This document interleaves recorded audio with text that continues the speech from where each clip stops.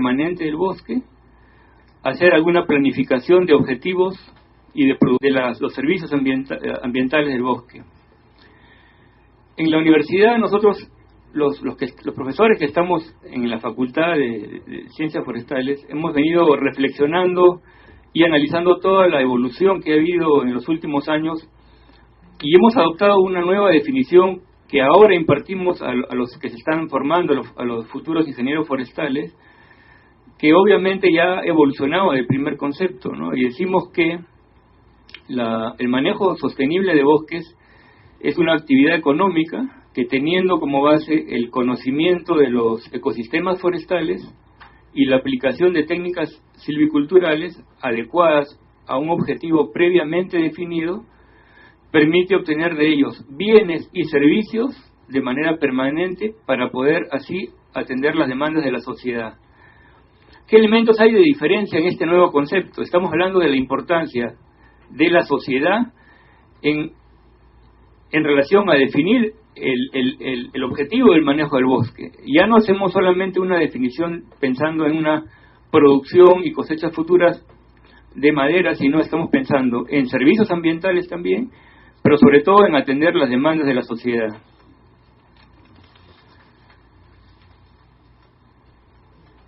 Bueno, hasta ahí un poco hemos visto el concepto que se usa actualmente, pero el otro elemento cuando decimos sostenible, ¿qué cosa significa o cómo evaluamos que estamos haciendo un buen manejo que se puede considerar que es sostenible? Y aquí también ha habido un gran proceso de evolución. Antes cada quien entendía a su manera lo que es sostenible y uno podría decir que este manejo es sostenible y venía otra persona, evaluaba el mismo bosque y decía no, esto no es sostenible.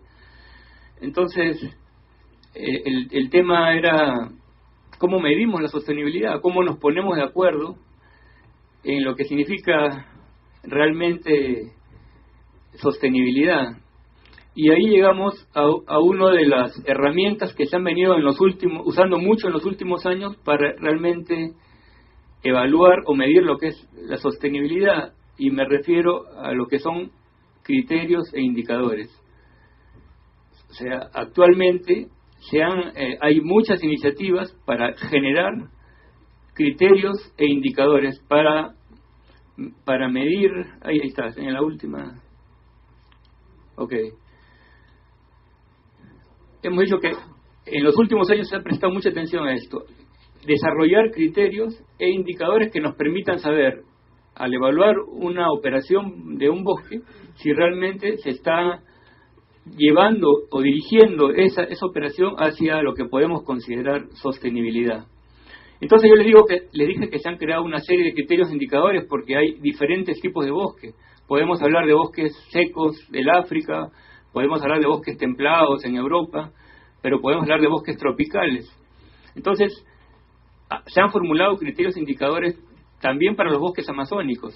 Todos los países que son integrantes del Tratado de Cooperación Amazónica han generado sus propios criterios e indicadores. Yo les voy a poner un ejemplo de más o menos un grupo de criterios e indicadores que son aplicables a todo tipo de bosques, sean plantaciones, sean bosques naturales. ¿Qué son los criterios e indicadores que se usan para evaluar un bosque bajo un objetivo de certificar si hay un buen manejo? Entonces, lo que les voy a presentar para ir entendiendo mejor qué cosa evaluamos para decir si un bosque está siendo manejado hacia la sostenibilidad. Este es un caso de los criterios e indicadores que se usa cuando hay una evaluación con fines de certificación forestal independiente o voluntaria de un organismo que es el Consejo Mundial de Manejo Forestal.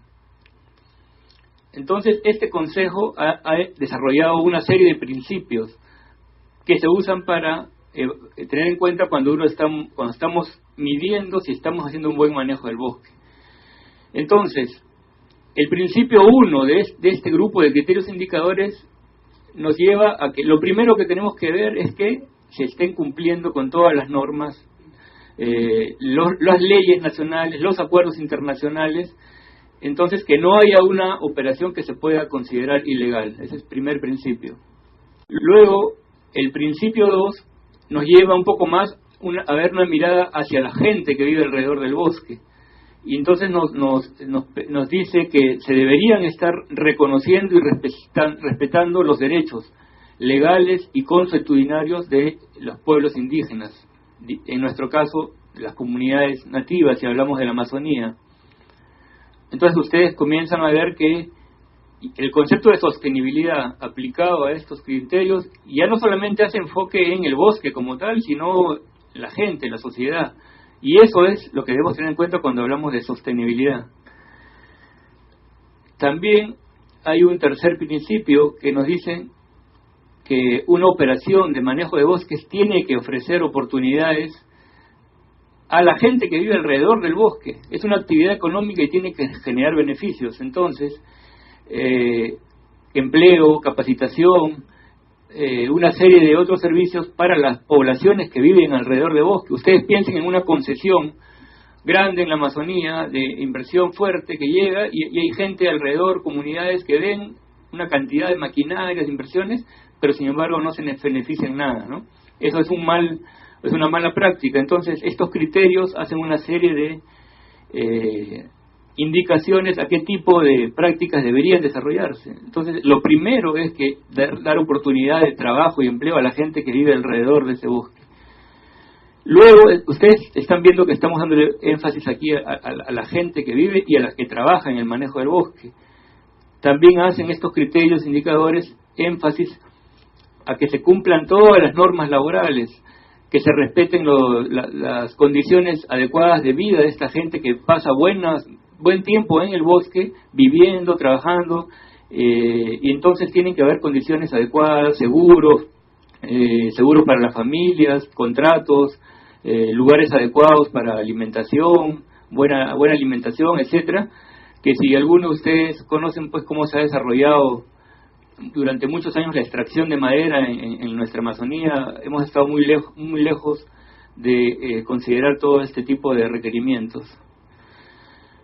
Luego, también se tienen que aplicar una serie de procesos de consulta para evitar conflictos. Muchas de las causas de fracaso de muchas iniciativas para manejar bosques en nuestro país justamente han fracasado porque ha habido conflictos con la gente que vive alrededor, reclamos por tenencia de las tierras, no hay una buena delimitación de los límites entre la concesión y las comunidades. Entonces tiene que haber procesos de consulta y resolución de conflictos con la gente que podría ser impactada con estas operaciones de manejo.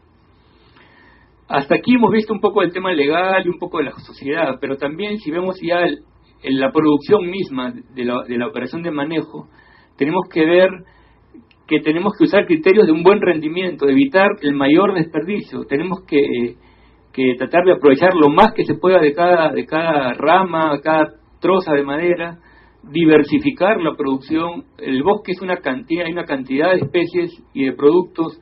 Entonces, el mensaje aquí o el criterio es que debería uno hacer el esfuerzo para tratar de diversificar la producción para buscar una viabilidad económica. Si un poco la experiencia es que si solamente va a vivir aprovechando una sola especie por muy alto valor comercial que tenga, probablemente esa operación va a terminar dentro de pocos años porque no va a haber sostenibilidad económica.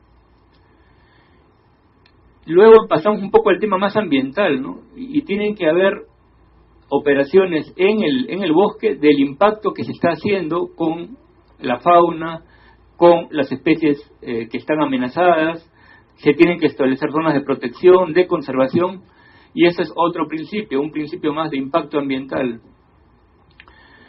Tienen que desarrollarse una serie de medidas para, por ejemplo, tratar de reducir al mínimo los daños que se hacen en el suelo, cuando hace uno un camino, zonas que son de cierta pendiente, mucha lluvia, proteger el agua, los cursos de agua, que son fundamentales. Uno de los servicios importantes de los bosques es mantener un flujo constante y buena calidad de las aguas.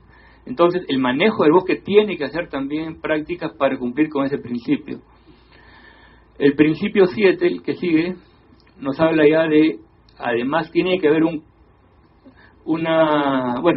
todavía siguiendo con los impactos de estas operaciones, a veces implican mucho desplazamiento de maquinaria, combustibles, y hay que tener toda una estrategia para manipular, almacenar adecuadamente o desechar de una manera apropiada todos estos combustibles.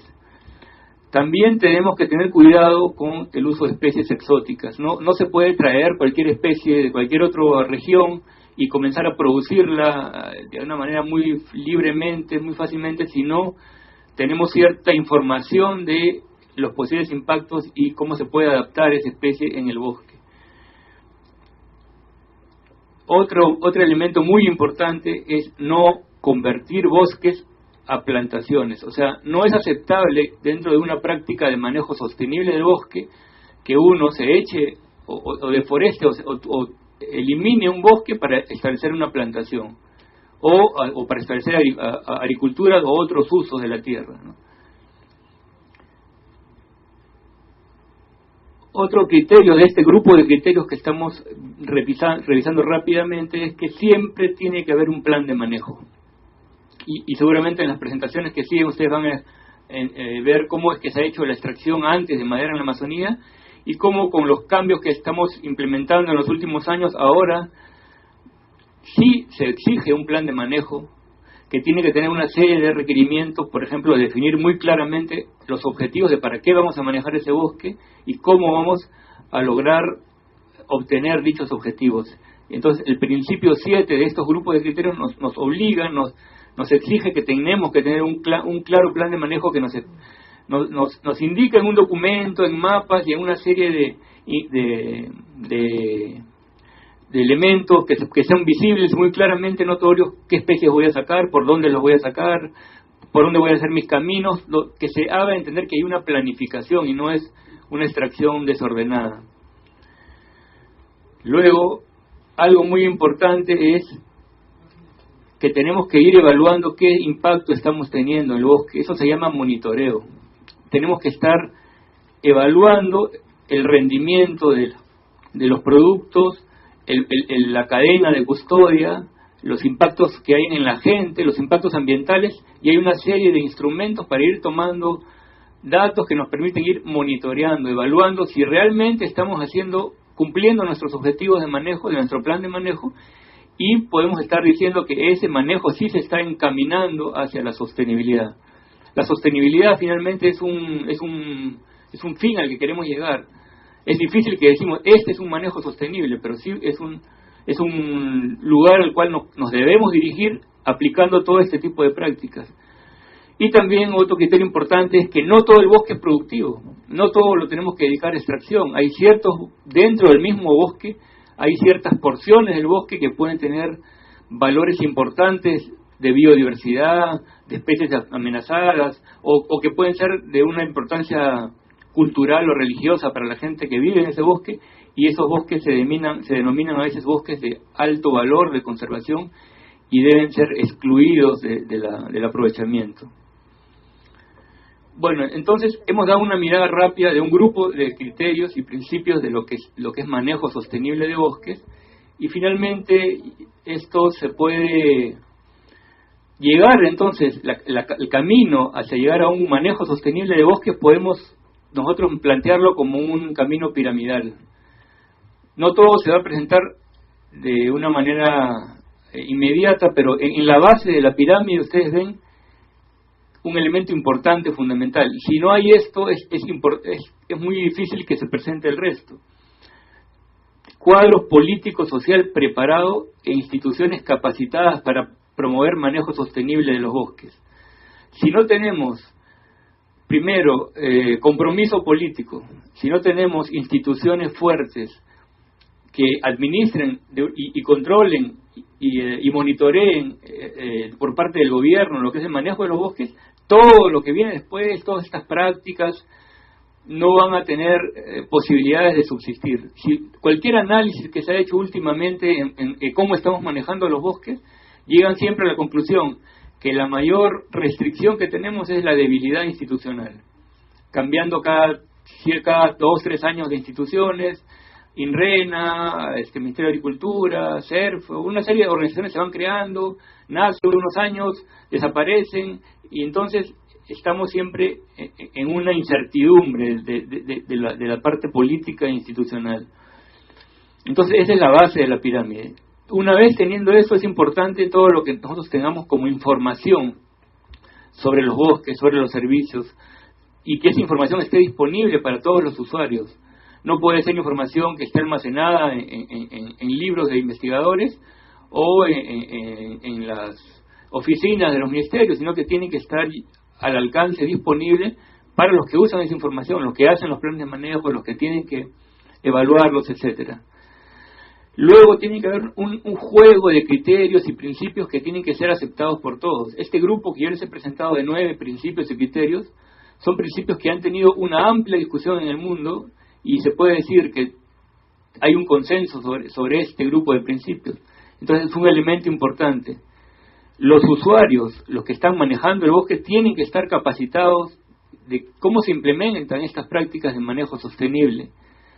Ya conforme vamos cumpliendo todos estos pasos, podemos llegar, entre comillas, a lo que es una certificación del manejo, o sea, a una evaluación independiente que nos dice si tú estás aplicando buenas prácticas de manejo, y probablemente ese bosque podríamos decir que se está encaminando hacia una sostenibilidad. Y obviamente un elemento fundamental es mercado. Podemos hacer todas las prácticas de manejo, pero si no hay un mercado para todos estos productos y servicios, con seguridad que todo esto se viene abajo muy rápidamente, ¿no? Y de repente esa es una de las principales restricciones que hay actualmente para el manejo en el caso de los bosques tropicales. Muy pocas especies con alto valor de mercado, o una gran diversidad de especies en nuestros bosques que comienzan a restringir un poco la viabilidad económica del manejo. Bueno, solamente para darles, aunque la mayoría de ustedes conocen, pero viendo el Perú, quería decirle que ya en el Perú tenemos algunos bosques que están implementando todo este tipo de criterios que yo les he mencionado, y son aquellos bosques que están certificados, ¿no? Hay algunas áreas que a la fecha suman alrededor de 600.000 hectáreas en la Amazonía, algunas en Madre de Dios, la mayoría para madera, concesiones madereras. Hay algunas concesiones también de castaña, hay algo en Ucayali, algunas en Loreto, y bueno, esto es algo a lo que hemos llegado en los últimos, entre el 2006 y 2007 prácticamente. En 2 años hemos logrado, con todo el esfuerzo de varios empresarios, ONGs, del mismo gobierno, en llevar adelante algunas experiencias de manejo que se pueden decir que sí están aplicando todos estos criterios e indicadores. Pasa la que sigue, por favor. Entonces, no obstante estos avances, un principio de sostenibilidad ecológica que debe ser considerado con mayor seriedad, y esto ya viene un poco a nuestra realidad, se refiere a las restricciones que debemos implementar para aprovechar especies de alto valor comercial cuya regeneración natural o aún artificial no ofrece bases para asegurar futuras cosechas. La experiencia de lo que hemos estado avanzando nos dice que la caoba, el cedro, el chihuahuaco, todas aquellas especies que ahora son de un alto valor comercial, de mucha extracción, prácticamente estamos extrayéndolas pero no regenerándolas. Ya ustedes saben, muchos saben que la caoba está dentro de un acuerdo de especies que son amenazadas. Hay muchas restricciones, probablemente en pocos años ya entren en la lista de especies que están en vías de extinción y no se puedan ni siquiera aprovechar. Y ahora todo el mundo se preocupa por la caoba, pero ya sabemos con bastante conocimiento, incluso práctico, de que no es la única especie. Hay muchas especies que no se están regenerando y las estamos de una manera llevando hacia la extinción. Y entonces en ese caso la pregunta sería si podremos hablar de sostenibilidad. Si seguimos aprovechándolas así, en algunos años probablemente esas especies ya no estarán en el bosque.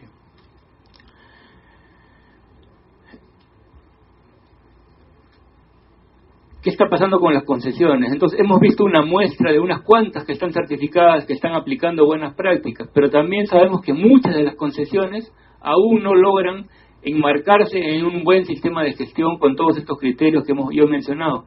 Muchas de estas deberían ser revertidas del Estado y tratar de buscar inversionistas alianzas, gente que hay cada vez de otros países buscando bosques tropicales, buscando gente que tenga concesiones para invertir y hacer un esfuerzo para hacer un buen manejo de acuerdo a todos estos criterios e indicadores. Y para esto es fundamental entonces poder tener la asistencia técnica adecuada, sobre todo el acceso al crédito, que es una restricción. Aquí no existe, en el país no existe acceso al crédito para invertir en manejo forestal. Esa es una gran restricción durante años que hasta ahora no se logra resolver.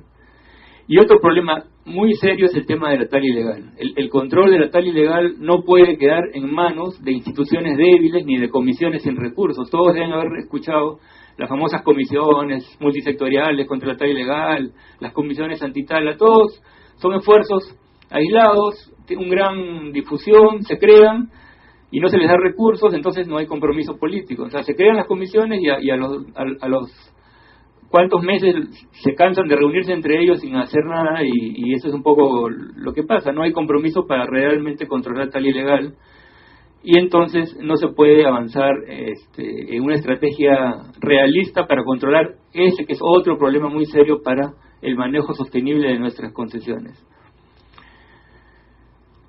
Ahora se habla mucho del tema de las plantaciones forestales, ya para no hablar solamente de bosques naturales.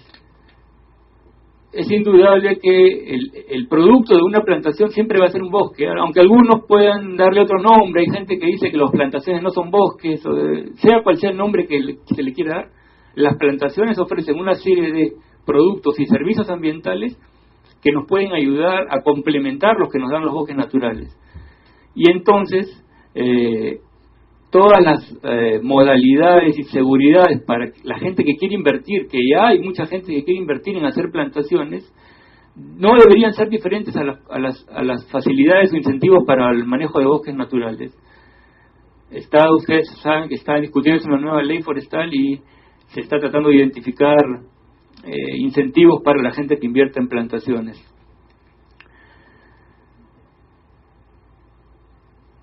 Pasemos nomás para poder... solamente una última reflexión. El caso de las comunidades nativas, van a presentar un caso acá específico, pero sabemos que una parte importante de la producción de los bosques está viniendo actualmente de las comunidades nativas, donde se han hecho en los últimos años ciertos cambios en las leyes para favorecer que las comunidades accedan más fácilmente, participen más activamente en el manejo de sus bosques. Entonces hay muchas ONGs, muchas organizaciones que están haciendo asistencia técnica, acuerdos con algunas comunidades, incluso el caso que va a presentar Jaime Nalbarte, algunas comunidades que han alcanzado la certificación, o sea que han aplicado todos estos criterios y están demostrando que están aplicando estándares internacionales reconocidos de buen manejo de bosques. Sin embargo, hacia donde debemos orientar un poco las estrategias, el compromiso y la legislación es a promover opciones de asociación entre estas comunidades inversionistas responsables que faciliten condiciones de sostenibilidad. Las comunidades solas todavía no están preparadas para llevar adelante una iniciativa de carácter empresarial. Eso todos lo conocen y entonces es importante que se busquen este tipo de asociaciones responsables. Y ahí termino rápidamente. Yo no sé si me he pasado el tiempo, pero quería dar algunos elementos importantes para que nos pongamos de acuerdo en qué deberíamos entender cuando hablamos de manejo sostenible de bosques. Muchas gracias. Agradecemos las palabras del ingeniero Javier Arce. A continuación tenemos las palabras de la congresista de la República, Hilaria Supa Guamán. Recibámosla con un fuerte aplauso.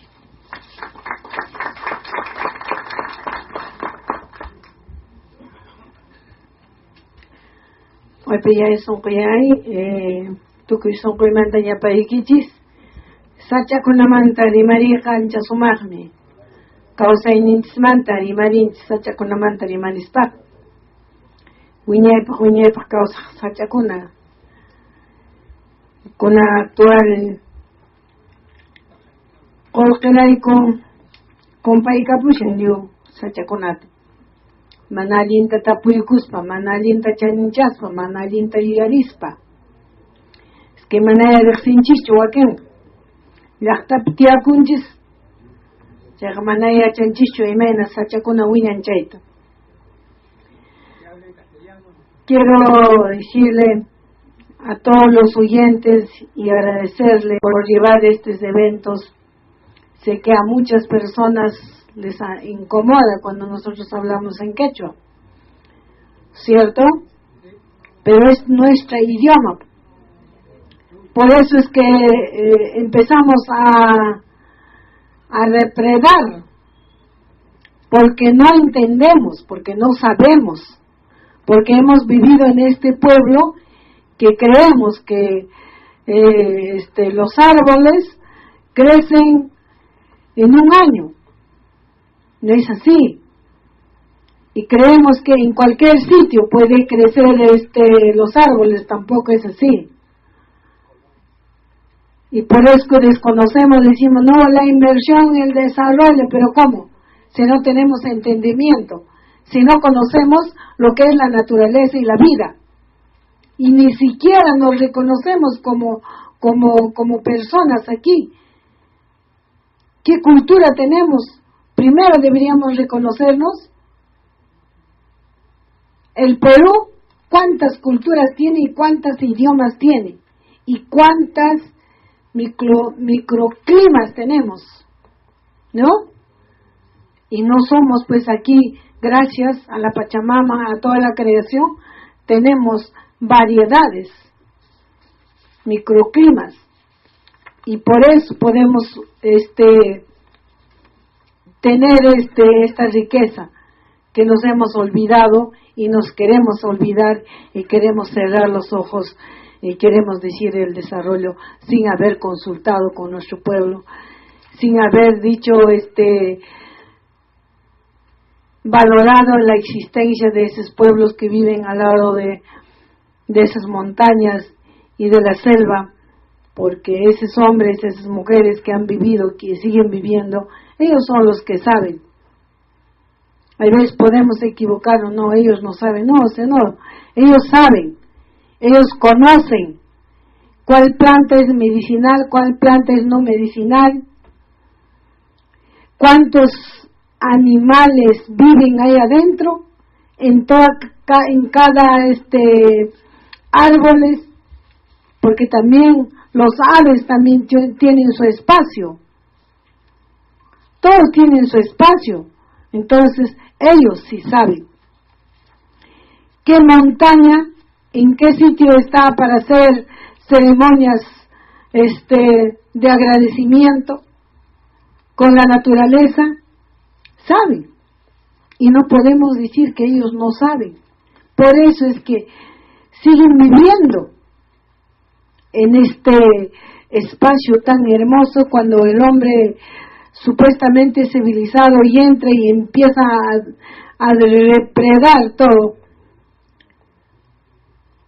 porque encontrar no el desarrollo, porque ese sitio no está desarrollado de tal manera que hay que reconocer que cómo se curará con el paludismo, cómo se curará cuando pica un bicho a una persona, porque está muy lejos de los hospitales, de los médicos, pero ahí sí hay médicos ancestrales que sí saben curar.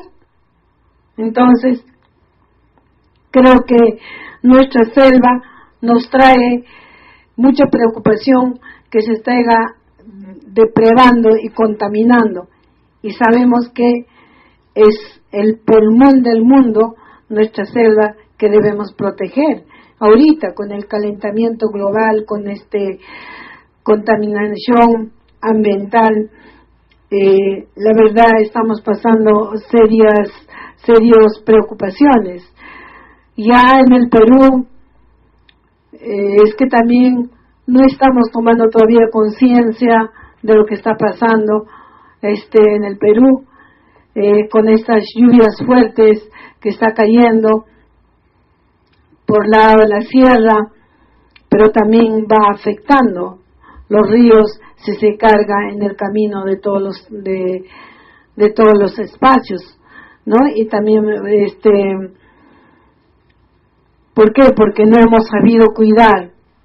Es reflexión para nosotros, y por eso a mí me preocupa, porque si no nos vamos a reconocer nuestro idioma, nuestros costumbres, nuestra medicina ancestral, el cuidado a la naturaleza, porque nuestros ancestros siempre han cuidado la naturaleza, sabían dónde hacer las casas. Por eso que Machu Picchu está parado. Creen que Machu Picchu se ha caído, no. Él está bien parado porque sabían nuestros ancestros dónde hacer las casas. Hoy en día hacemos al borde del río, ¿no? Donde tenía que haber la alimentación, hacemos las casas, ¿no? Entonces,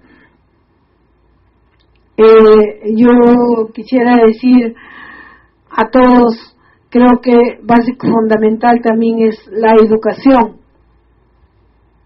La educación en los colegios, en las escuelas, en todas las instituciones.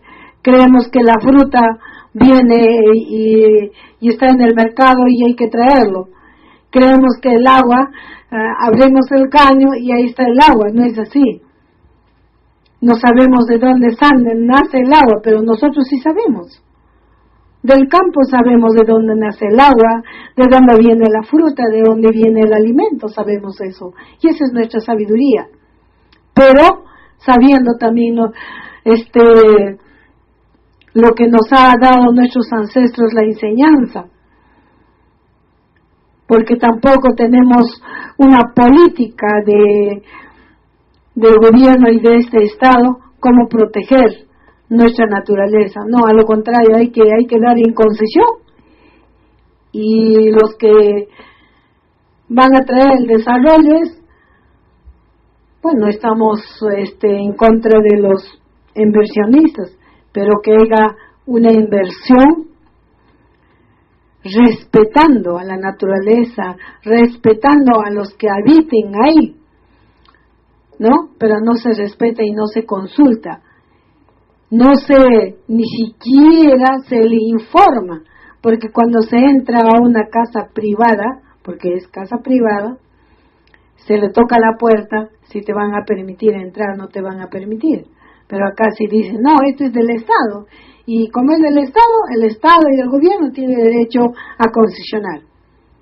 Pero tú, el ciudadano que vives ahí, tú no tienes derecho. Ese no es así. Entonces, yo no quiero quitarles mucho tiempo. Quiero decirles a todas las instituciones de que tomemos conciencia y empecemos a defender lo que es nuestra selva, lo que es la naturaleza. Empecemos, porque no nos destruimos nosotros, porque nosotros somos parte de la naturaleza. No creamos que somos aparte, no, somos parte de la naturaleza. Entonces, si estamos destruyendo, no estamos destruyendo nosotros mismos.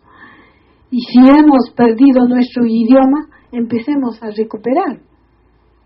Porque somos quechua, aymara y lenguas amazónicas. Entonces, empecemos, porque nosotros acá en el Congreso, eso es lo que estamos peleando. Lo que dijo antes un señor, acá en el Congreso, los congresistas mismos nos han dicho que callemos, que no deberíamos hablar el quechua. No, vamos a seguir hablando. Vamos a seguir hablando, porque el quechua es el mensaje de la naturaleza. Nuestra cultura. No son culpables ustedes, claro que sí. Pero sí tenemos que tener esa conciencia que somos muy ricos acá, pero estamos en la pobreza, en el peor pobreza, tanto en la espiritualidad, en nuestro reconocimiento y en nuestro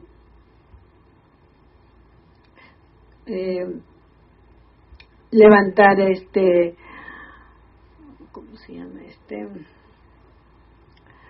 Ya me olvidé por la emoción, pero yo digo, si yo soy orgullosa de ser nieta de los incas, me reconozco así, soy orgullosa de hablar mi idioma.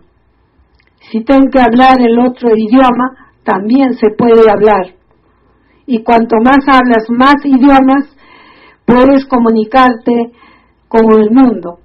Entonces, No podemos ser, si estamos hablando el castellano también mezclado, entonces el idioma ya mediático. Entonces por eso es que poco a poco el ser humano estamos desconociendo la naturaleza también. Entonces muchísimas gracias,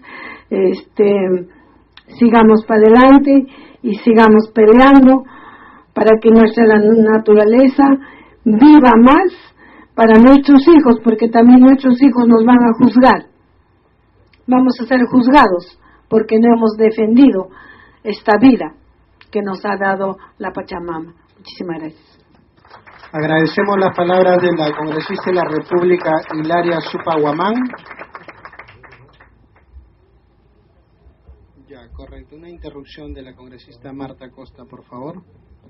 Muy brevemente quería manifestar que efectivamente estos escenarios, y agradecemos la participación de la congresista Hilaria, porque eso es lo que necesitamos. A veces podemos discrepar, pero sin embargo, ustedes saben que existe el artículo 48 de la Constitución, donde establece que son idiomas oficiales el castellano y el quechua. Al igual que la congresista María Sumire, ambas son las que están bregando casi todas las semanas en el seno del recinto del Congreso para que sean escuchados, porque recuerden, este canal esperamos que llegue a nivel nacional, donde también hay zonas que hablan quechua. Entonces hay muchos que no entienden el castellano y su idioma oficial es el quechua. Por eso que agradecemos cuánto de bien haría si todos fuéramos bilingües. Hablamos el quechua, nos entenderíamos mejor. De manera que ahora que estamos generando esta cultura forestal, con la exposición de todos ustedes, todos aprendemos, hay que tolerarnos y gracias. Entonces vamos avanzando. Ya, agradecemos las palabras de la congresista Marta Costa. Enseguida tenemos las palabras de la ingeniera Liz Cántaro, responsable de la Cámara Nacional Forestal de Madre de Dios. El tema que nos hablará será las concesiones forestales de Madre de Dios, avances y limitaciones en la implementación del manejo de bosques. Quiero agradecer a Dios, primero por permitirme estar en este lugar. Vengo de la ciudad de Puerto Maldonado, representando a la Cámara Nacional Forestal. Agradecer también a los organizadores por invitarme a participar en este ciclo de conversatorio, ¿no?, que es muy importante para los avances y la toma de decisiones. El tema que me ha tocado a mí es básicamente hablar referente a las concesiones forestales en Madre de Dios. No voy a hablar de otros sitios porque desconozco cómo están avanzando, ¿no? Siguiente, por favor.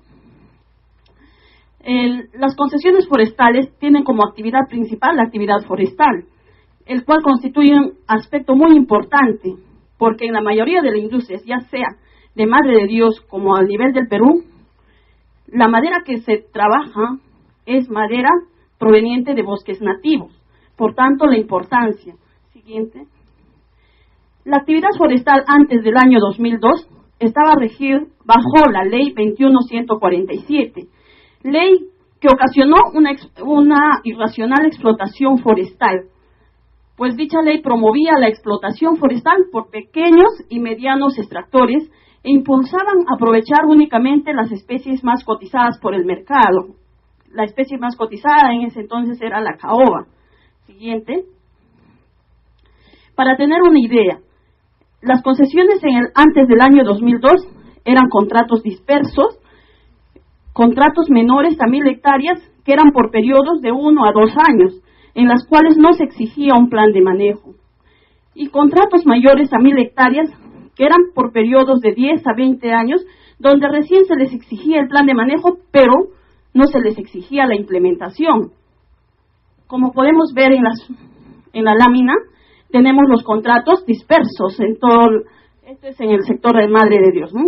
Eran contratos dispersos, trabajaban un año, se iban a otro lado, iban saltando de lugar en lugar. Siguiente.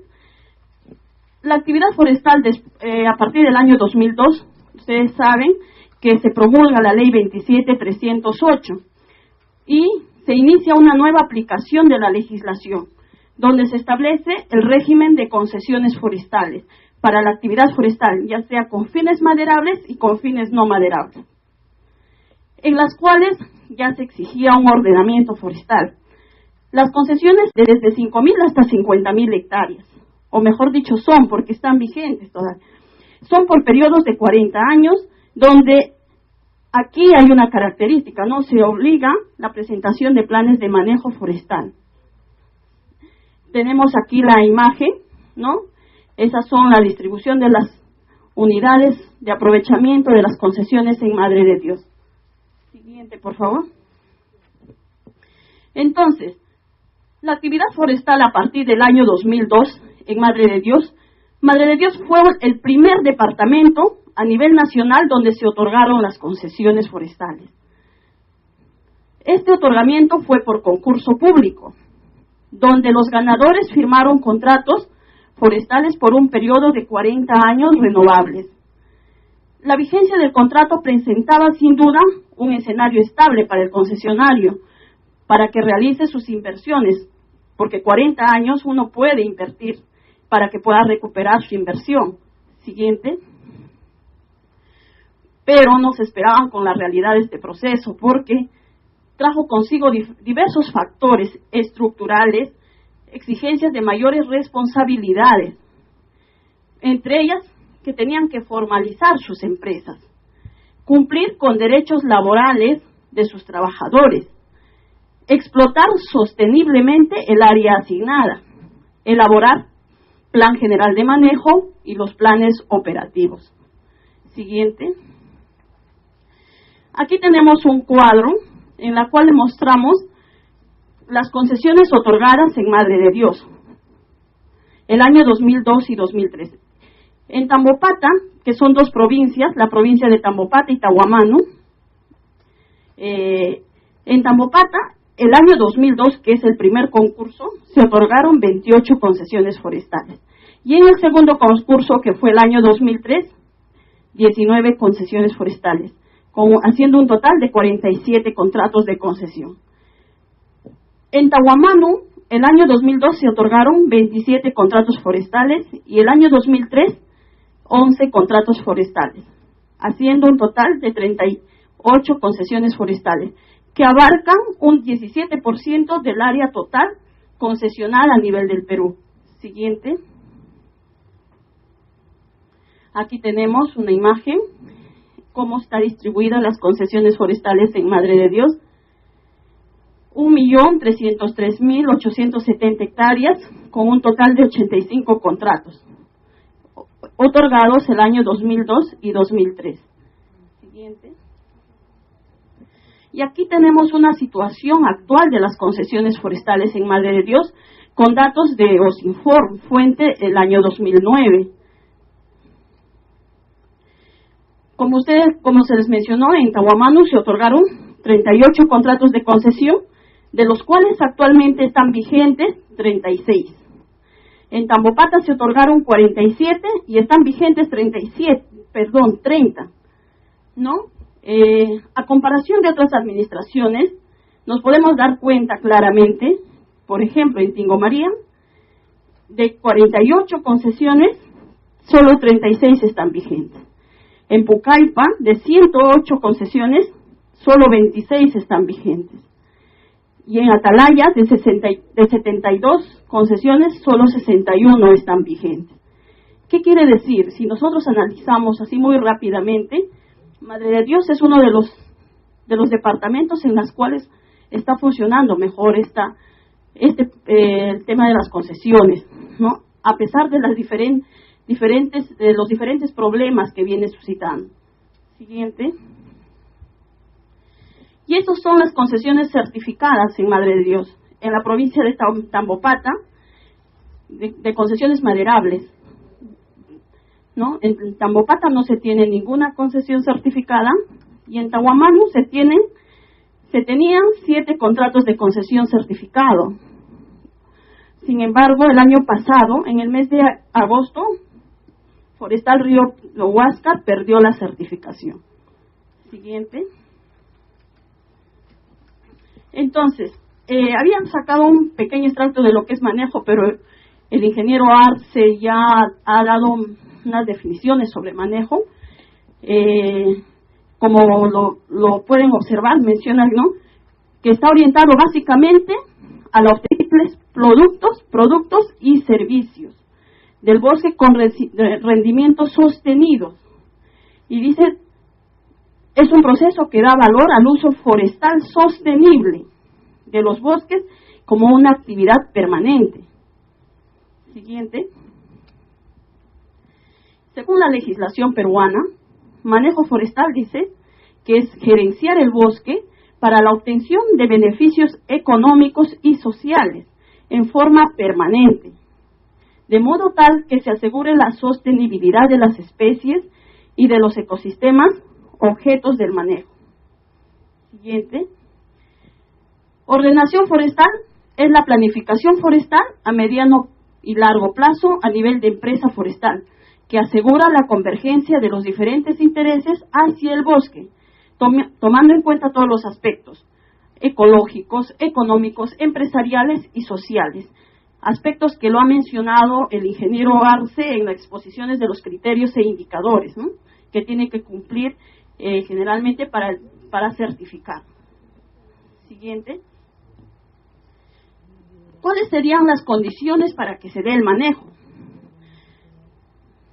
Hemos estado trabajando muy de cerca con concesionarios forestales y el manejo, tenemos que recordar que implementar el manejo forestal requiere de inversión. Si no pueden invertir, no pueden hacer manejo, ¿no?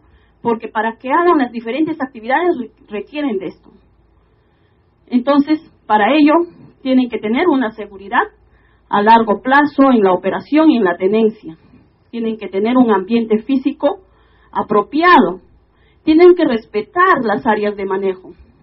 Tienen que contar con la información adecuada. Condiciones climáticas apropiadas. Hablaba con algunos concesionarios y me decían de que ahora no se pueden endeudar, no pueden ofrecer su madera al mercado o no pueden vender. ¿Por qué? Porque si ellos ofrecían, en agosto te entrego 5,000 pies tablares de madera o 50,000, no podían decidir eso, no podían tomar esa decisión por este tema, condiciones climáticas. Porque el año pasado, por ejemplo, la lluvia ha durado hasta el mes de agosto. ¿Y en qué mes hacen las actividades de extracción? Implementar las medidas de protección, capacitar permanentemente al recurso humano. Cuando se realizan las actividades de manejo, tienen múltiples acciones que implementar.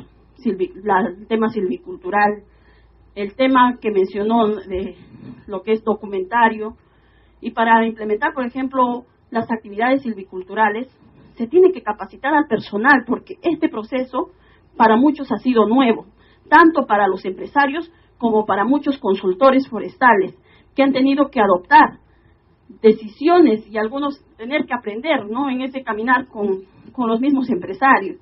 Entonces, es muy importante el tema de capacitar permanentemente al recurso humano. Realizar los inventarios de los recursos forestales que sustenten el plan de manejo. Si no saben qué tienen en el bosque, no pueden ofrecer un producto. Implementar un aprovechamiento de impacto reducido. Tienen que tener en cuenta que se tiene que reducir los impactos, ¿no?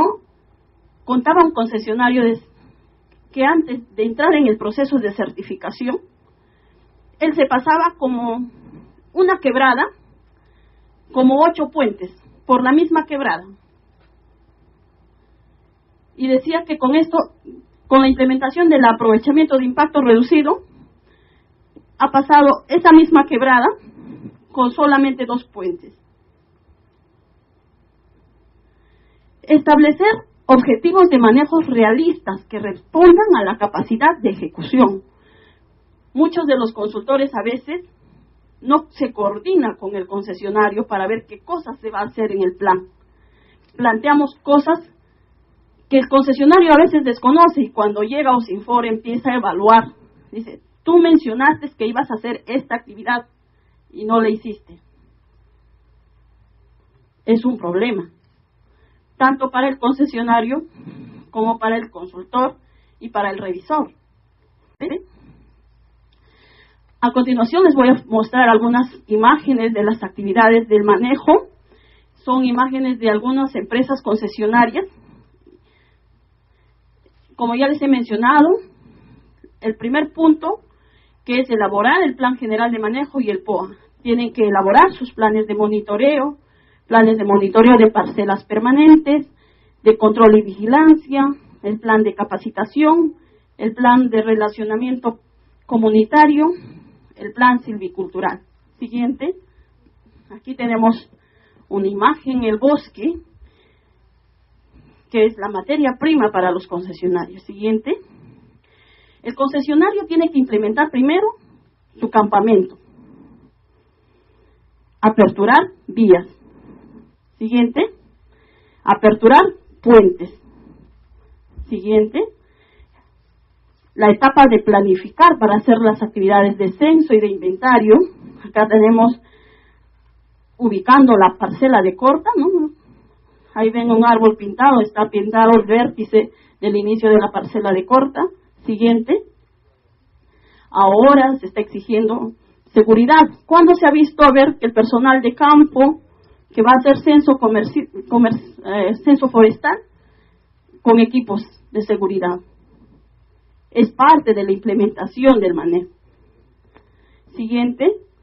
Aquí tenemos personal tomando los diámetros a la altura del pecho, que está tomando datos, ¿no?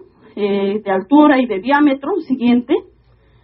Esa información de campo se plasma en un mapa de dispersión de especies, ¿sí?, en las cuales cada puntito es un árbol, ¿no? Los colores es una determinada especie. Y con esta información, siguiente, el personal ya tiene que hacer las actividades de tala, ¿no? Ubican el árbol. Para talar ahora se les exige que tienen que ver todas los factores para que puedan tumbar ese árbol, ¿no? Porque de repente hay lianas que están amarradas al árbol y que cuando caen puede causar accidentes. También por el tema de que tienen que ver que no se afecte a la naturaleza, ¿no? Al espacio donde está ubicado ese árbol. Siguiente. Lo que es, ustedes habrán escuchado de repente de la tala dirigida, direccionar el árbol o la caída del árbol hacia un lugar donde no afecten regeneración natural, ¿no? Ahí tienen una muesca para que puedan tumbar el árbol. Siguiente. Después de hacer ese trabajo, tienen que codificar el árbol. Poner el número, ustedes ven F59, que significa faja 59. Esa es una Q, debe ser de quinilla 2, troza 1. Y van seccionando, van trozando cada árbol que han codificado. Siguiente. Posteriormente arrastran, acopian. Siguiente. ¿Ven? Aquí tienen un patio de trozas y hay algunos que tienen aserraderos en las concesiones y que acierran esa madera. Siguiente. Transporte de trozas. Aquí hay una planta de transformación en la misma concesión. Siguiente. Y hacen también lo que les mencionaba, la capacitación, ¿no? La implementación, la capacitación. Manuales técnicos, manual de monitoreo, plan silvicultural. En el tema de salud, tienen que implementarse. El personal tiene que capacitarse para saber cómo reaccionar frente a algún accidente. Siguiente. Las capacitaciones, ¿no? Se han tenido capacitaciones en el tema de seguridad industrial, las señalizaciones. Siguiente. En el tema silvicultural, propagación de plantas, esa es la caoba, viveros forestales, ¿no? Instalación de parcelas permanentes de muestreo, subparcelas permanentes de muestreo, identificación de árboles semilleros. Siguiente. Traslado de troza a la ciudad ya de Puerto Maldonado, donde generalmente en algunos concesionarios se encuentran las plantas de transformación. ingreso ya acá a la planta de transformación. Siguiente.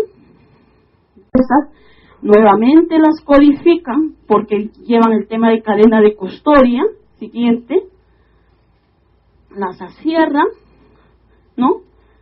Aquí están ya tableando, despuntando. Ahí tienen ya madera para ya comercializar. Siguiente. Aquí les he presentado otra imagen que es con un aserradero a disco. Aquí tienen canteo de madera, ¿no? Siguiente. Y aquí tienen la madera comercial, ¿no? En cedro, caoba. Siguiente.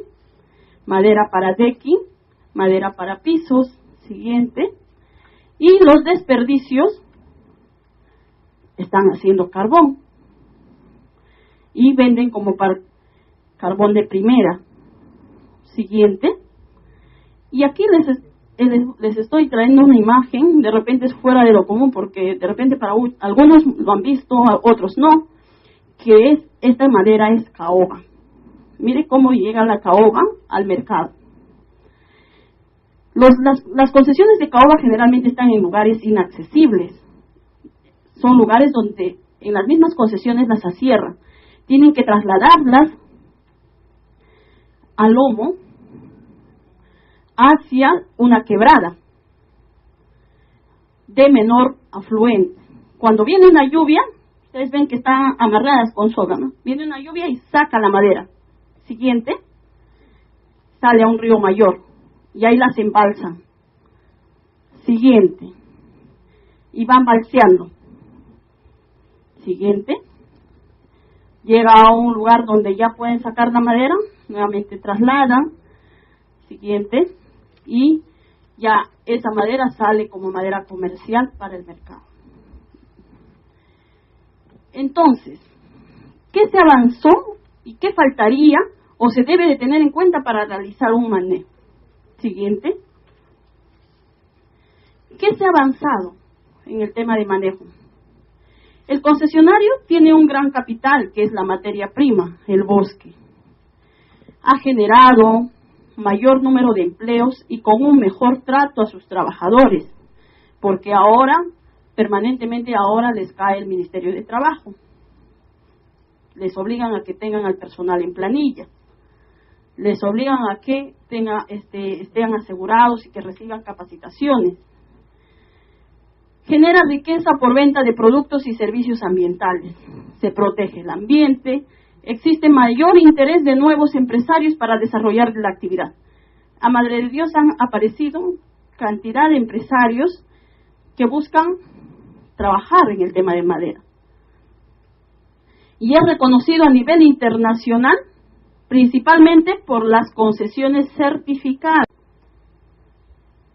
Los concesionarios forestales vienen planificando sus actividades de aprovechamiento. ¿Cuándo han visto que un concesionario tiene que planificar? Anteriormente no lo hacía. Él tenía el dinero, se iba al monte, tumbaba, sacaba y ya estaba, ¿no? El producto para que pueda comercializar.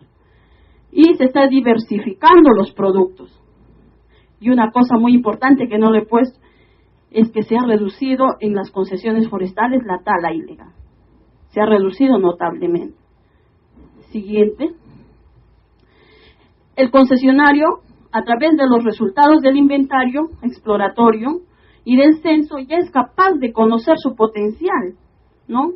Antes podía un empresario ir y decirle, véndeme 10,000 metros cúbicos de chihuahuaco, pero si él no sabía qué cosa tenía, ¿cómo podía aceptar ese negocio?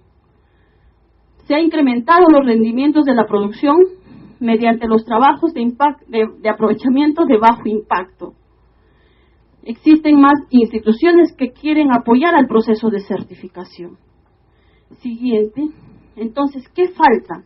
¿Qué limitaciones se tiene para el manejo en las concesiones forestales de Madre de Dios? Los decisores políticos no le dan la prioridad debida. Cambios permanentes en las administraciones y generalmente se dan a nivel político y no técnico. La autoridad forestal en Madre de Dios está mal remunerada, no implementada. un personal de la administración, un técnico, está con 800 soles. Cuando recibe la denuncia posterior, ¿quién se va con la denuncia? Se va el técnico, se va el responsable. Y muchas veces es vulnerable por este mismo hecho. La gran mayoría de los concesionarios dice que tiene como problema el pago de derecho de aprovechamiento por toda el área durante todos los años. Pagar ese monto que ellos mismos han ofertado les limita también a seguir implementando el manejo forestal, ¿no? Es un dinero que sale y que generalmente por el problema, ya les he mencionado, climático, ya sea el tema de crisis, no están recuperando ese dinero y no tienen para implementar. Cumplimiento inadecuado de las disposiciones de la resolución 104 del 2004, regímenes promocionales por proyectos integrales. Y el decreto supremo 016-2009, régimen excepcional para promover la competitividad del sector frente a la crisis externa. Un llamado aquí, en ese decreto supremo dice bien claro, las concesiones que obtuvieron certificación mediante este decreto, dice, de oficio se procederá al descuento del 40%. Pregunto si eso se ha cumplido.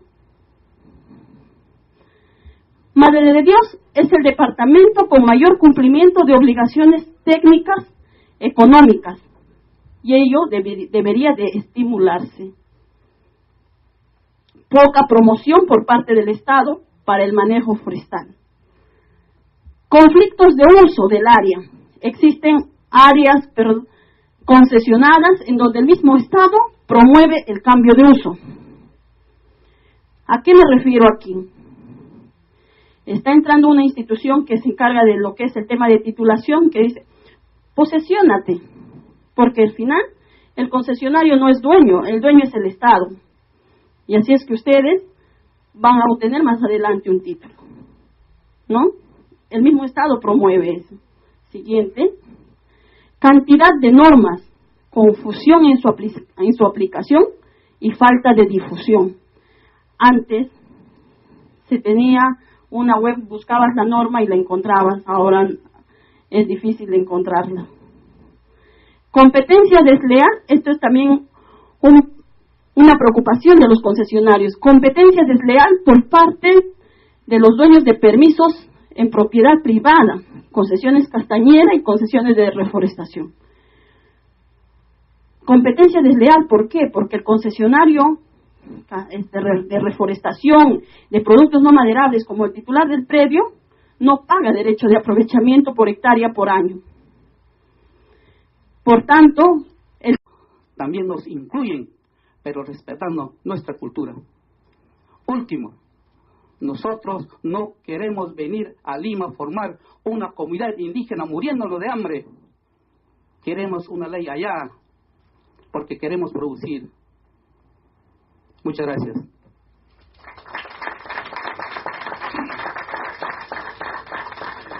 Muchas gracias, Juan. Creo que ha sido un excelente complemento final a este conversatorio. Con el permiso de la señora congresista Marta Costa, me voy a permitir dar la palabra a dos personas del público antes de cerrar, ya que los conversatorios hemos acordado que tienen que tener una finalización exacta, que es a las 20 horas. De manera que voy a dar el uso de la palabra a dos personas que les ruego que sean muy concretas, muy precisas, y que esté obviamente dirigido al tema. La señora que está al frente.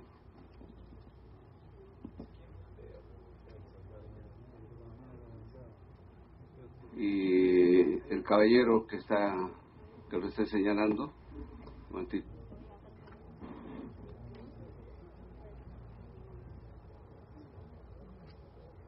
Mi nombre es Julia Sáenz, profesora interesada por estos temas que tienen que ver con el desarrollo sostenible de una región que nos pertenece a todos nosotros, aún estando bastante lejos de la ciudad de Lima. Felicito a la congresista Marta por haber organizado y también a la congresista que se ha retirado, Hilaria Zupa, porque ella nos ha dado una muestra de cómo nuestra presencia en cualquier lugar puede ser un motivo para defender aquello que es nuestro, porque la lengua indígena, el quechua, es una lengua materna. Y también felicito la presencia de Juan, porque me gusta la actitud. Tenemos que defender aquello que es nuestro, aquello que es ancestral y aquello que nos pertenece. Si tenemos que enseñar las uñas y las garras, disculpen la expresión así corriente, pero yo creo que debemos hacerlo. Una pregunta concreta. Hemos tenido oportunidad de escuchar a la señorita Liz, representante de la Cámara Forestal. Para ella iría mi pregunta. Ella en realidad nos ha expuesto cuáles son las condiciones que necesitan los empresarios forestales, las condiciones que requieren y necesitan para realizar su trabajo, el empresario, el concesionario. Pero dentro de esta propuesta también, esa Cámara Forestal, yo creo que debería incluir para la próxima vez dentro de su exposición también cuáles son las condiciones que favorecen, en primer lugar, a las personas que viven en esas zonas. No nos han mencionado, que son las comunidades. Y también, de otro lado, cuáles son las condiciones que ellos también deberían de exigir para la preservación y la conservación del medio ambiente. Y la siguiente pregunta, estoy de acuerdo con la propuesta, me parece, del ingeniero y la señora que representan la ONG AIDER, que efectivamente, yo creo que si cada una de estas instituciones que hoy día nos representan y están aquí en la sala, y que han hecho una bonita exposición y nos han ilustrado verdaderamente con conocimientos acerca de la Amazonía y del trabajo que realizan, yo creo que deberían, si trabajan en forma individual, creo que no se puede lograr. Yo creo que deberían de hacer lo que ha sugerido el ingeniero, alianzas.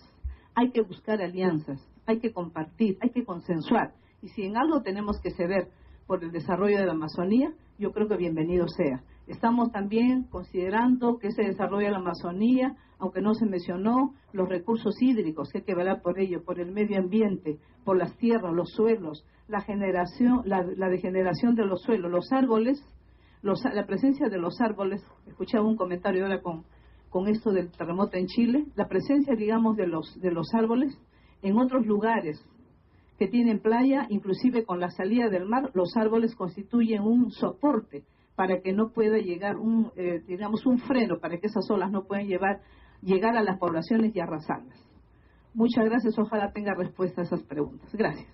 Ok, antes de pasar al uso de la palabra al caballero, les indico de que luego de las palabras del señor van a contestar a las personas que han sido aludidas, y para cerrar voy a dar unos minutos al ingeniero Ignacio Lombardi, que va también a hacer un comentario a modo de cierre en este conversatorio. Adelante, por favor. Buenas noches, reitero el saludo a nombre de AICEP. Soy el ingeniero Tapayuri, parte del pueblo Cocama-Cocamilla. Bueno, yo felicito a la congresista Marta por haber permitido estar aquí en esta conversatorio forestal, pero más allá quisiera hacer unas preguntas muy aproximativas a los tres expositores. Yo les pregunto a ustedes, a todo el público, ¿cómo estamos viendo manejo sostenible del bosque? Si tenemos un decreto supremo que salió en el mes de septiembre del año pasado, el cambio de cesión de usos de tierras. Pregunto a todos los expositores del público. La segunda pregunta va, ¿cómo dirigimos manejo sostenible del bosque?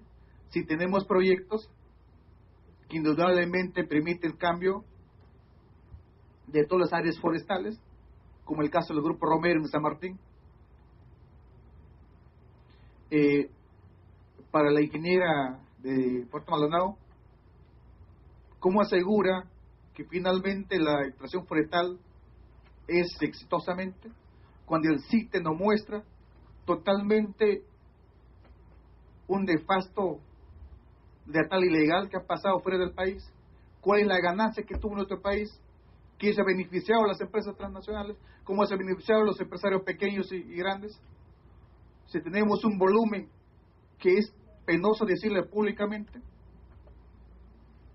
Y finalmente, con el representante de AIR, quisiera también indicarle que esta propuesta que está enmarcando a los 5 comunidades, desde nuestro principio originario, quisiera decirlo, que esta sostenibilidad de recursos no solamente es tener que la ganancia sea útil para un sector, sino que sea una ganancia que tenga equidad social, equidad económica, y que permite mejorar la calidad de vida, no en el sentido de mejorar las casas, no, equidad de nivel de vida, de tener las condiciones básicos, para que finalmente las 5 comunidades sí requieren, sí hay un centro piloto para que los demás pueblos sí lo tienen marcado. Muchas gracias, buenas noches. Muy agradecido. No sé cuál de los...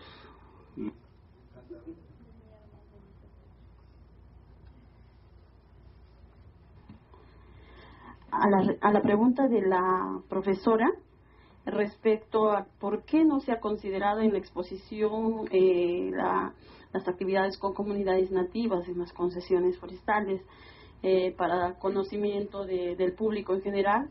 En Madre de Dios existe una comunidad nativa que está aledaña a 2 concesiones certificadas, que es la comunidad de Bélgica, la cual viene trabajando conjuntamente con esas concesiones forestales, ¿no? Es más, ellos han estado trabajando directamente con AIDER también para apoyar el tema de la evaluación para los bonos de carbono, que tengo entendido que han estado trabajando Maderacre y Maderija, y actualmente ellos vienen trabajando con otra concesión forestal que es Agroindustrial Victoria, ¿no? Las comunidades nativas, y tienen pues oportunidad dentro de los trabajos que realizan las concesiones, porque eso es una prioridad también que exige certificación, ¿no? Proceso de certificación, o sea, la entidad evaluadora para lograr la certificación les evalúan a ellos qué grado de afinidad, cómo van las relaciones comunitarias entre la concesión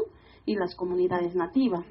Si no lo he presentado, básicamente es porque el tiempo de exposición que me han dado eran 25 minutos y he tratado de presentar a través de imágenes para que ustedes puedan tener una imagen ilustrada de lo que es las actividades de manejo y cómo se han ilustrado, ¿no? Y a lo largo de las otras concesiones no existen comunidades nativas que estén cercanas a ellas, pero sí colonos que también forman parte del staff de trabajadores de algunas empresas concesionarias, ¿no? De todas maneras, para lo sucesivo habría que tener en cuenta, pero como le digo, más que todo ha sido por el tiempo que me han otorgado para la exposición.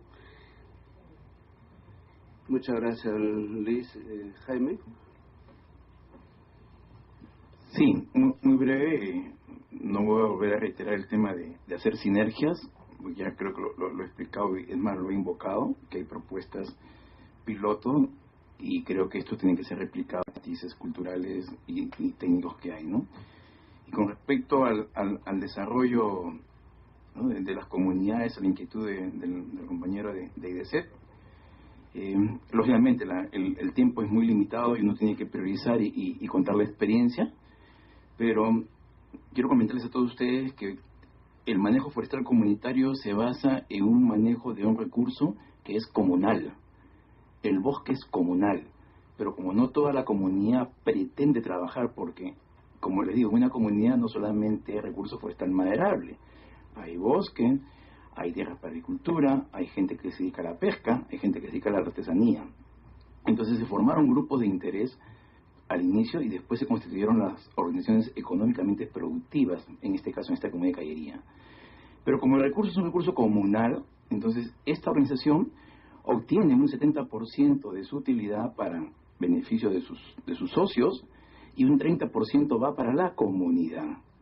Y en cada comunidad hay reglas de juego diferentes porque son protocolos diferentes, son acuerdos que hay, y de eso se ponen de acuerdo las OEPs con las comunidades en asamblea comunal. Y están las actas, están los protocolos, que es parte también de los estándares que nos exigen la certificación forestal voluntaria, ¿no? Y ese 30% la comunidad decide qué hacer. En algunos casos es para postas médicas, otros casos es para infraestructura de casas, viviendas, en fin, su campeonato chipivo con Ivo que tienen, que es prácticamente como el mundial de fútbol para nosotros, igualito es para ellos, ¿no? Y Juan no va a dejar de mentir. Igualmente hay un fondo que destinan para el Masato, y porque quieren pues celebrar sus fiestas, que también tienen derecho a hacerlo, ¿no? Entonces, ese es dinero de ellos deciden qué hacer con ese dinero. Entonces, definitivamente no solamente es económico, por si acaso, comparto plenamente que es un desarrollo económico, social, pero que va amarrado de la parte técnica, ¿no? Eso es lo que quería comentar. Gracias. Muchas gracias, Jaime. Con estas palabras voy a dar pase al ingeniero Ignacio Lombardi, presidente de la Cámara Nacional Forestal, que, como indicaba Moe Cierre, va a hacer sus comentarios sobre la exposición, sobre las intervenciones, y ojalá que pueda comprimirlo de manera tal que terminemos en los próximos minutos. Muchas gracias, Ignacio. Adelante. Gracias, Marco. Buenas noches con todos. Yo creo que a lo largo de toda esta tarde, de lo que hemos conversado, algo que sí queda claro y que queda así totalmente, es que el manejo forestal es la única alternativa económica y viable que tiene el bosque si queremos tener bosques en un futuro. No importa bajo qué administración esté, no importa si es bajo comunidades, si es bajo concesiones, eso no interesa. Es el manejo el que va a llevar el bosque al futuro y permitirá tener futuro al país en términos del bosque. Creo que eso es lo que hemos discutido hoy día a lo largo de todos estos tiempos. Sin embargo, creo que hay algunas cosas que son importantes poder decir. Cuando hablamos de Cámara Nacional, tenemos que mirar que no es una cámara como la entendemos tradicionalmente. Es una cámara que, ¿quiénes son los socios de la cámara? Los socios de la cámara son asociaciones de profesionales, comunidades nativas, comunidades campesinas, empresarios, ONG ambientalistas, ONG de desarrollo. Ese es el componente de la cámara. O sea, la cámara se convierte como en una especie de resonancia de todos estos grupos, en el cual puede definir algunas políticas que pueden llevarse hacia adelante. Sobre el cambio de uso de la tierra, siempre hemos pensado que no es el cambio de uso de la tierra lo que tiene que hacerse. Lo que pasa es que hay una mala práctica que se dice, ok, desde hace mucho tiempo el cambio de uso de la tierra eran las mejoras que recibía la tierra y eso recibía beneficios. El cambio de uso de la tierra no se puede dar, a pesar de que en la Amazonía existen alrededor de 3 millones de hectáreas para uso agrícola. La única diferencia es que no están todas juntas, están todas separadas. Por eso es que las actividades económicas tienen que ser diferentes. Porque no podemos cambiar bosque por monocultivos. O sea, tenemos que ir manteniendo los bosques tal como se tienen. O sea, definitivamente esos dispositivos que tenían era parte de lo que se tenía que decir. También hay que decir algo. Si hablamos de un plan de manejo de 40 años, estamos hablando de 5 gobiernos. ¿Estaremos hablando de 10 leyes forestales? O sea, estamos hablando de ¿cuántos? Estamos hablando de por lo menos 40 ministros de Agricultura. O sea, eso es lo que estamos hablando. Eso es lo que tenemos nosotros que pensar. Y eso es lo que nos va a llevar a nosotros hacia adelante. Estamos revisando una ley y estamos tratando de cambiar una ley forestal cuando ni siquiera hemos hecho la evaluación si esa ley se implementó totalmente o no. La ley se usaron 5 artículos y probablemente el resto de artículos nunca se miraron. Nunca se miró el reglamento forestal, 10 artículos y el resto nada. Entonces, creo que ahí es donde tenemos que ver. ¿Y eso es por qué? Porque más que una ley, necesitamos establecer una política de Estado. O sea, ¿qué quiere el país con sus bosques? ¿A dónde los quiere llevar? Y en función a eso es que pone leyes. No es al revés. Queremos poner leyes sin saber a dónde queremos llevar toda nuestra Amazonía. Y eso nos pasa no solamente en la parte forestal, pasa en la mayor parte de las actividades que tiene el país. Yo me pregunto algo bien fácil ahora. ¿De dónde vamos a traer los tubos para el gas? Chile no puede abastecer. porque ha tenido, bueno, que ya sabemos los problemas que tiene, y nosotros comprábamos allá. Y nosotros somos los segundos productores de cobre, ¿no? Y no vamos a tener, o sea, ¿dónde está la razón en términos de la metalurgia? O sea, ¿qué queremos hacer con nuestros ser productores de materia prima o queremos dar los pasos para ir hacia adelante? El reto, yo lo veo en términos de cómo estamos viendo nosotros y cómo estamos andando, y estas especies valiosas que a veces decimos que ya se están acabando, creo que debemos resistirnos a eso. Si todos empezamos a aceptar que se acabaron o que se acaba, seguro que se va a acabar. Pero si nos resistimos a eso y decimos que no se va a acabar y empezamos a hacer acciones con los planes de manejo, con los controles y con todo esto, seguramente podemos revertir. Y no hay que olvidarse que el Perú es uno de los pocos países del mundo que logró rescatar la vicuña. Y eso es bien importante. O sea, sí podemos revertir cosas que pueden estarse agotando en algún momento. Inclusive a veces se dice que hay algunas aves que están ya extinguidas en Lima. Sin embargo, todavía hay en lugares donde esas aves se encuentran, como refugios, en áreas muy grandes, en parques. Entonces, creo que esas cosas también tenemos que decirlas. Como se decía, no todo en forestales es malo. En forestales no estamos articulando todas las cosas, ni estamos integrando todos los elementos y todos los conocimientos que tenemos. Y para decir, ya que cogieron un tema que también es importante, el tema de investigación. El Perú cada 10 años repite todas las investigaciones. O sea, hace 40 años y la viene repitiendo, cada 10 años la repite. Probablemente estemos entrando a una nueva etapa de los próximos 10 años, donde vamos a repetir lo que ya hicimos hace 30 años atrás, ¿no? Porque eso es, no hay una continuidad, no hay una dirección. ¿Quién dirige la investigación forestal en el país? ¿Quién? No hay una institución que dirija la investigación forestal en el país, no existe. Estamos colgados ahí de línea como agroforestería, pues ni siquiera forestal, de agroforestería, estamos ahí colgaditos, ¿no? Pero somos pues lo último de lo último. Entonces tampoco podemos pedir y tampoco podemos construir.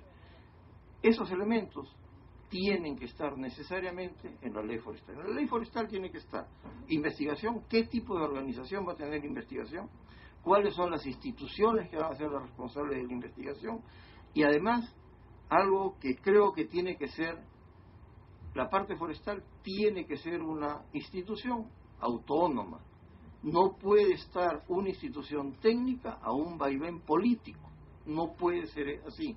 O sea, tiene que ser una institución autónoma que sea realmente técnica y que pueda andar hacia adelante.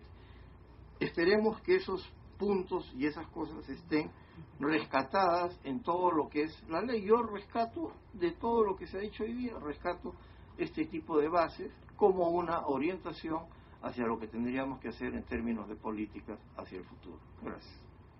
Muchas gracias, Ignacio. De esta manera termina el conversatorio Impacto Económico y Social y Ecológico del Manejo Forestal para el Desarrollo Sostenible de la Población Amazónica del Perú. Ya se había dado por terminado este conversatorio, pero quisiera recordar que el próximo viernes 26 de marzo se va a llevar a cabo el siguiente conversatorio que se va a abordar ordenamiento territorial. Los primeros conversatorios fueron relativos a las plantaciones forestales tanto en la sierra como en la Amazonía. El día de hoy ha sido sobre manejo forestal o de los bosques, y inmediatamente después va a ser ordenamiento territorial, por lo cual quedan todos invitados a continuar con esta cultura forestal.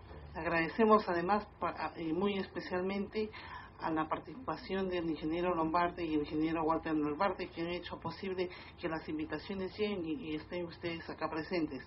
Ellos están permanentemente muy empeñosos, ¿no?, en estas tareas. Nos apoyan, mejor dicho, hacen muy buena tarea, así que el agradecimiento público por el desarrollo, por todo lo que, por todas las acciones que vienen haciendo y que hacen posible estos conversatorios tan importantes. Gracias.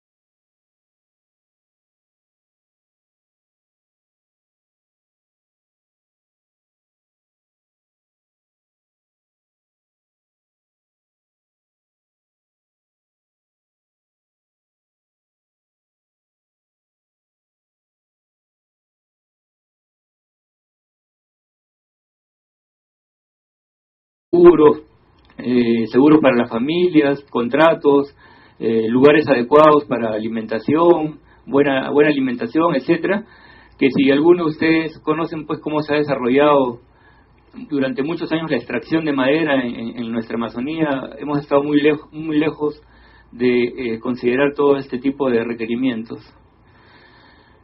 Luego, también se tienen que aplicar una serie de procesos de consulta para evitar conflictos. Muchas de las causas de fracaso de muchas iniciativas para manejar bosques en nuestro país justamente han fracasado porque ha habido conflictos con la gente que vive alrededor, reclamos por tenencia de las tierras, no hay una buena delimitación de los límites entre la concesión y las comunidades. Entonces tiene que haber procesos de consulta y resolución de conflictos con la gente que podría ser impactada con estas operaciones de manejo.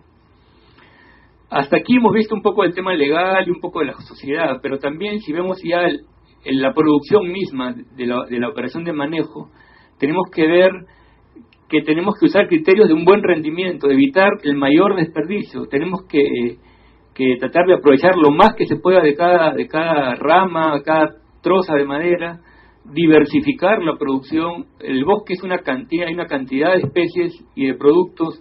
Entonces el mensaje aquí o el criterio es que debería uno hacer el esfuerzo para tratar de diversificar la producción para buscar una viabilidad económica. Si uno, un poco la experiencia es que si solamente va a vivir aprovechando una sola especie por muy alto valor comercial que tenga, probablemente esa operación va a terminar dentro de pocos años porque no va a haber sostenibilidad económica. Luego pasamos un poco al tema más ambiental, ¿no? Y tienen que haber operaciones en el bosque del impacto que se está haciendo con la fauna, con las especies que están amenazadas.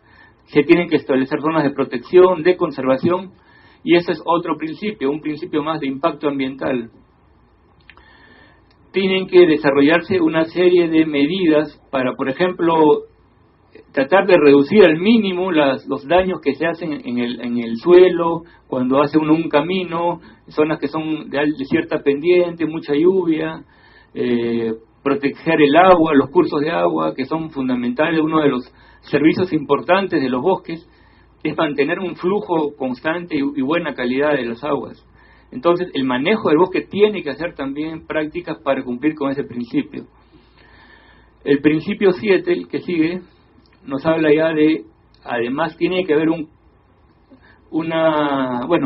todavía siguiendo con los impactos de estas operaciones, a veces implican mucho desplazamiento de maquinaria, combustibles, y hay que tener toda una estrategia para manipular, almacenar adecuadamente o desechar de una manera apropiada todos estos combustibles.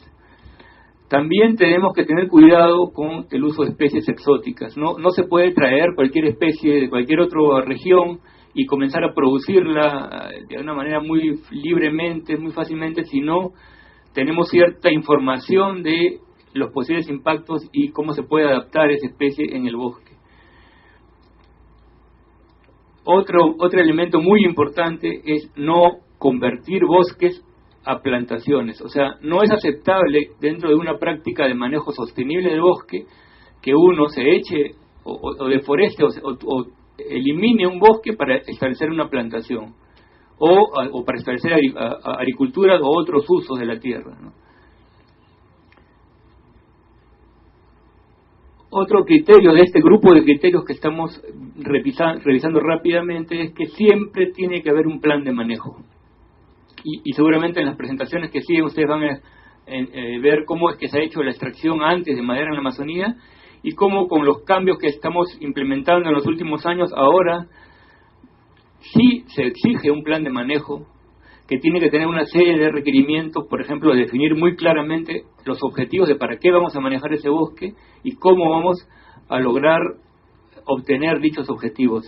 El principio 1 de este grupo de criterios indicadores nos lleva a que lo primero que tenemos que ver es que se estén cumpliendo con todas las normas, las leyes nacionales, los acuerdos internacionales. Entonces, que no haya una operación que se pueda considerar ilegal. Ese es el primer principio. Luego, el principio 2 nos lleva un poco más a ver una mirada hacia la gente que vive alrededor del bosque. Y entonces nos dice que se deberían estar reconociendo y respetando los derechos legales y consuetudinarios de los pueblos indígenas, en nuestro caso las comunidades nativas, si hablamos de la Amazonía. Entonces ustedes comienzan a ver que el concepto de sostenibilidad aplicado a estos criterios ya no solamente hace enfoque en el bosque como tal, sino la gente, la sociedad. Y eso es lo que debemos tener en cuenta cuando hablamos de sostenibilidad. También hay un tercer principio que nos dice que una operación de manejo de bosques tiene que ofrecer oportunidades a la gente que vive alrededor del bosque. Es una actividad económica y tiene que generar beneficios. Entonces, empleo, capacitación, una serie de otros servicios para las poblaciones que viven alrededor de bosque. Ustedes piensen en una concesión grande en la Amazonía, de inversión fuerte que llega, y hay gente alrededor, comunidades que ven una cantidad de maquinarias, de inversiones, pero sin embargo no se benefician nada, ¿no? Eso es una mala práctica. Entonces, estos criterios hacen una serie de indicaciones a qué tipo de prácticas deberían desarrollarse. Entonces, lo primero es que dar oportunidad de trabajo y empleo a la gente que vive alrededor de ese bosque. Luego, ustedes están viendo que estamos dando énfasis aquí a la gente que vive y a las que trabaja en el manejo del bosque.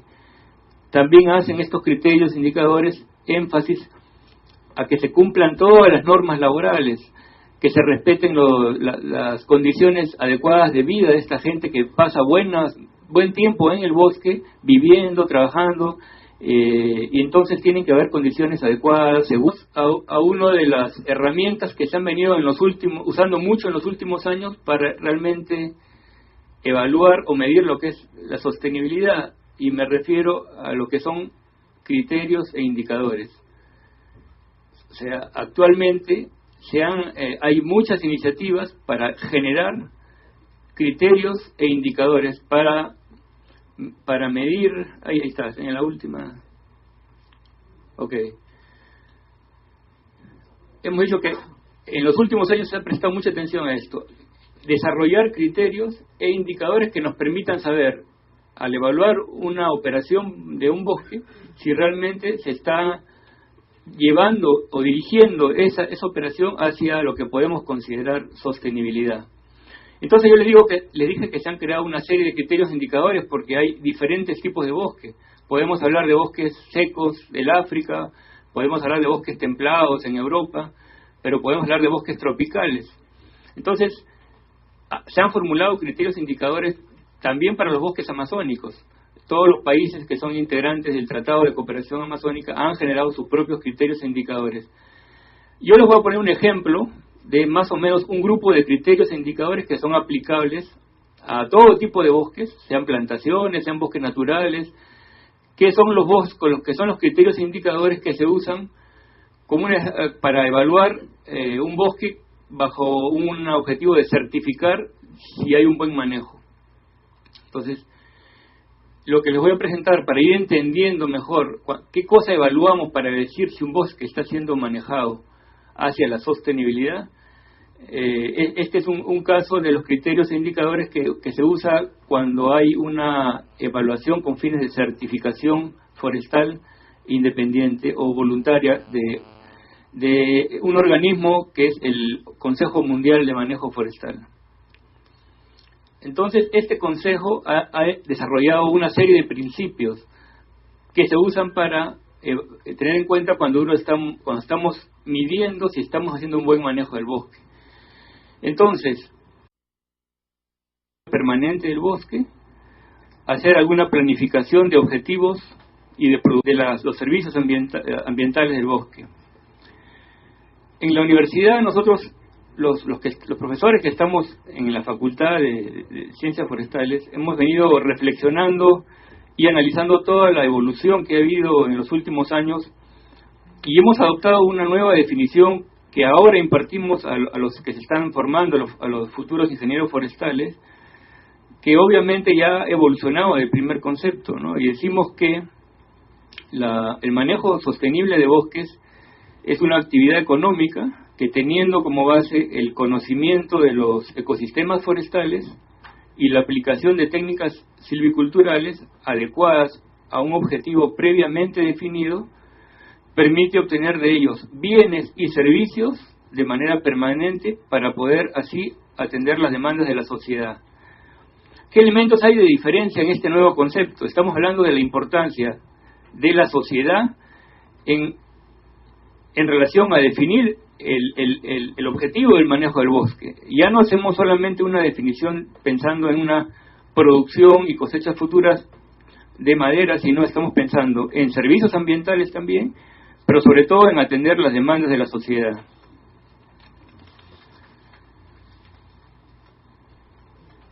Bueno, hasta ahí un poco hemos visto el concepto que se usa actualmente, pero el otro elemento de cuando decimos sostenible, ¿qué cosa significa o cómo evaluamos que estamos haciendo un buen manejo que se puede considerar que es sostenible? Y aquí también ha habido un gran proceso de evolución. Antes cada quien entendía a su manera lo que es sostenible, y uno podría decir que este manejo es sostenible, y venía otra persona, evaluaba el mismo bosque y dice, no, esto no es sostenible.